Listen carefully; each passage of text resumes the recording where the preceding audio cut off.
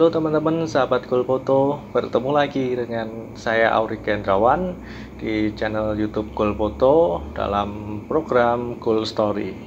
Oke, kita lanjut lagi, masih di malam hari di suasana yang sepi dengan angin yang cukup kencang. Kita mau sharing-sharing cerita lagi. Pada kesempatan ini kita mau bahas tema judul yaitu profesi fotografer sepak bola di masa depan yang suram dan terancam. Nah, gimana kok fotografer sepak bola itu bisa suram dan terancam? Teman-teman sahabat Gol, tonton video kita sampai selesai ya. Oke, teman-teman sahabat Gol Foto, perlu kita ketahui ya, jika fotografer atau juru kamera itu di masa saat ini merupakan profesi atau hal yang begitu diminati banyak orang. Jadi saya pernah dengar fotografer itu profesi yang menghasilkan banyak uang, profesi yang enak, kerjanya cuma pencet-pencet, cekrek-cekrek gitu ya, terus uangnya banyak gitu ya. Alhamdulillah, amin ya, semoga demikian. Tapi teman-teman yang berkecimpung secara langsung di dunia ini pasti juga tahu bahwa di situ terdapat banyak hal yang menyenangkan, yang menyedihkan, dan lain-lain ya. Nah, saya menyampaikan di awal, fotografer itu khususnya di sport sepak bola di masa depan bisa suram dan terancam. Kenapa? Ini pendapat saya pribadi ya teman-teman ya, pendapat saya personal, dan ini nggak salah ya. Misalnya teman-teman nggak setuju atau nggak suka atau apa, bisa komentar di sini, atau mungkin kita bisa diskusi bareng nanti ya. Jadi saya memotret bola teman-teman itu awal mulanya ketika saya dibutuhkan untuk dokumentasi. Saat itu tahun 2019, saat itu sebelum COVID-19 ya. Dan saat itu profesi foto sport sepak bola itu masih sangat terbatas jumlahnya. Nah, profesi fotografer ini mulai banyak ya. Saya merasakan gelombang fotografer berdatangan itu tahun 2020-21 ya. Itu fotografer mulai banyak banget ya berdatangan ya, fotografer baru, bahkan sampai detik ini dan di masa yang mendatang banyak sekali, saya percaya itu. Karena memang beberapa orang melihat itu tadi kelihatan menjanjikan gitu ya. Sebenarnya tidak hanya fotografer aja teman-teman, semua profesi itu kalau kita tahu rumusnya semuanya menjanjikan. Dan dibalik yang saya sampaikan bahwa profesi foto itu terancam dan suram, sebenarnya juga menjanjikan. Nah, ini saya mau membreakdown, menjelaskan satu persatu kok bisa suram itu dan terancam itu gimana. Jadi gini, kedatangan atau pasar market fotografer itu jumlahnya semakin banyak ya. Di Solo aja yang masuk di dalam grup itu setahu saya ada 60-an ya. Belum yang di luar grup, belum yang baru, yang underground, yang lain-lain. Jumlahnya luar biasa banyak itu. Kita nggak bisa detek satu persatu. Pertama itu. Terus kemudian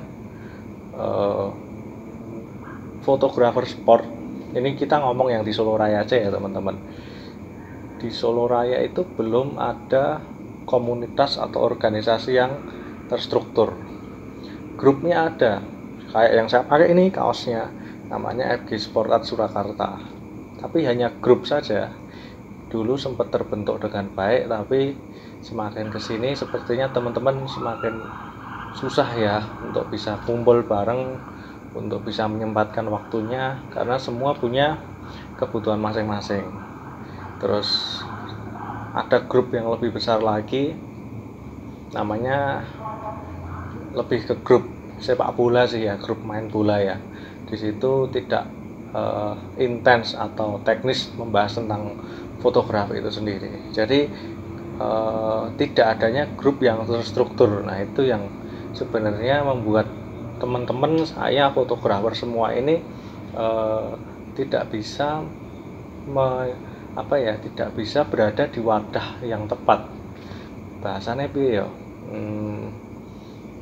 Bahasanya gini, kita sebagai fotografer profesi ya, itu harus punya wadah ya. Di situ wadah intinya untuk sharing, diskusi.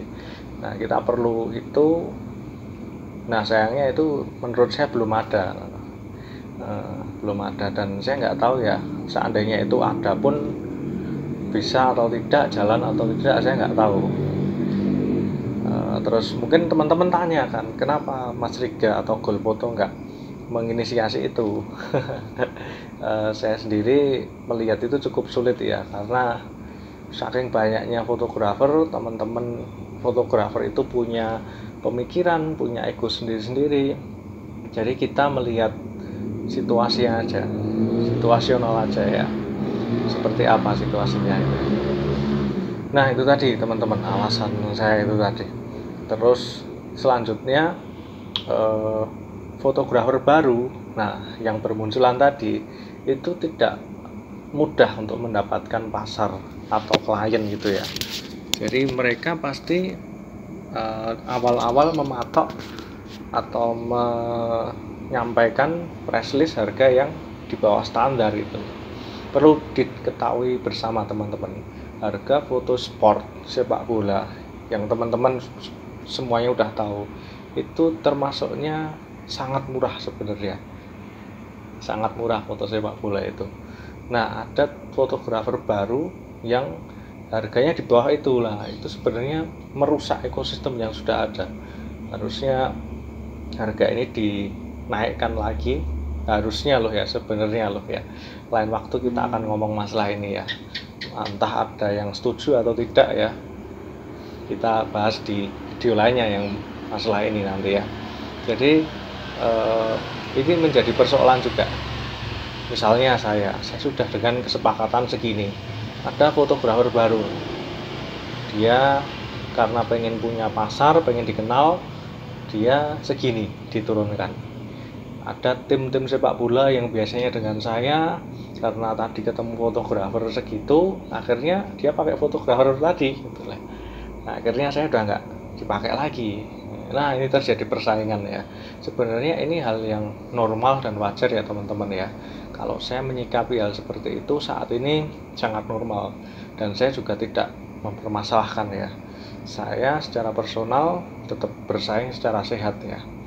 Dan kembali tadi, saya juga pernah menyampaikan bahwa rezeki itu kita nggak tahu, dan itu juga tidak akan pernah tertukar ya. Jadi permasalahannya tadi teman-teman, jumlah fotografer semakin banyak, komunitas atau organisasi fotografernya belum terstruktur, terus fotografer ada yang banting-banting harga, yang seenak perut jidatnya masing-masing. Nah, ini dilema ya, ini tidak bisa tidak bisa kita kontrol hal seperti itu ya. Itu kembali ke personal pribadi masing-masing kita ya teman-teman ya. Mungkin saya secara personal Golfoto bisa dikatakan juga melakukan hal yang sama juga. Saya jujur pernah menurunkan harga juga karena alasan tertentu ya. Kita itu mungkin saya rasa semuanya pernah ya melakukan itu ya, wajar ya, karena ya ini alasan yang susah dijelaskan ya teman-teman ya.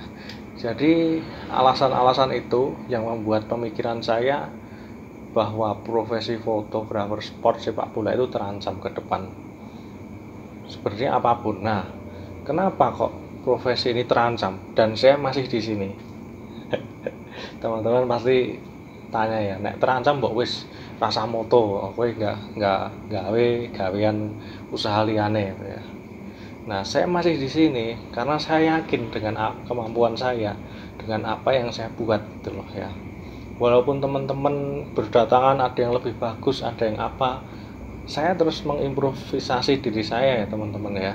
Saya terus berusaha sharing, belajar dengan teman-teman yang lain juga, yang baru, yang lama, mengembangkan ekonomi atau dunia ini gitu loh ya, supaya tetap bisa maju makmur bareng gitu. Jadi di balik suram dan ancaman itu juga ada hal yang menjanjikan yang saya sampaikan di awal tadi. Jadi saya sudah menjalani usaha ini dengan naik turun, dengan susah payah juga teman-teman, ngerasain luka, ngerasain kecewa, ngerasain sakit, naik turun tadi kan. Saya motret dari 2019, dari yang awalnya motret pakai kamera entry level dengan lensa yang apa adanya, sampai nyewanya jauh, hujan-hujan, kepanasan, sampai alatnya rusak, sampai alatnya harus diservis habis banyak biaya, ya kan. Banyak manis pahit yang sudah saya rasakan ya teman-teman ya. Jadi itu adalah hal yang akhirnya membuat kita jadi kuat gitu loh, dengan hal-hal tadi, dan kita bisa menerima apa adanya. Contohnya saat ini teman-teman, di situasi saat ini tuh sebenarnya kondisi saya sedang tidak baik.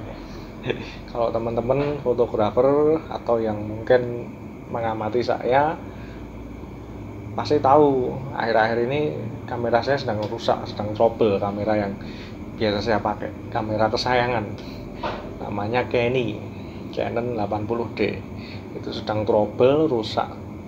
Mirror boxnya harus diservis dan sampai saat ini belum jadi. Saya masih menanti dan mudah-mudahan nanti segera bisa bagus hasilnya, bisa memuaskan, normal lagi, lebih baik. Sementara pakai kamera entry level saya kamera 1200D, dan saya yakin dengan itu, dan saya juga tidak terburu-buru pengen upgrade yang pro, yang ini, yang itu. Saya percaya dengan apa yang pernah saya jalankan, pernah saya dapatkan dari awal sampai saat ini. Gitu teman-teman sahabat goal semuanya. Oke teman-teman sahabat goal, kita ngobrol asik banget ya. Nggak kerasa cerita tentang dunia kita, profesi fotografer yang di masa depan suram dan dalam ancaman, namun juga ini adalah pasar yang menjanjikan. Jadi teman-teman yang nonton video kita, mungkin dalam video ini ada pro dan kontranya ya, itu hal yang wajar, nggak apa-apa, normal ya. Kalau teman-teman nggak suka, kurang setuju, nggak cocok, bisa komen di sini, atau mungkin kita nanti bisa diagendakan ngobrol bareng, podcast apa ya, sharing, diskusi, kita buat cara atau formula gimana atau biar kita sebagai fotografer itu sama-sama happy, sama-sama makmur, sama-sama sukses bareng gitu ya teman-teman ya. Oke teman-teman sahabat goal foto yang udah menyaksikan kita di kesempatan malam hari ini, kita terima kasih banyak yang sudah nonton. Kita mohon maaf kalau di dalam penyampaian video ini terdapat kesalahan, dan kita sampai bertemu di lain waktu.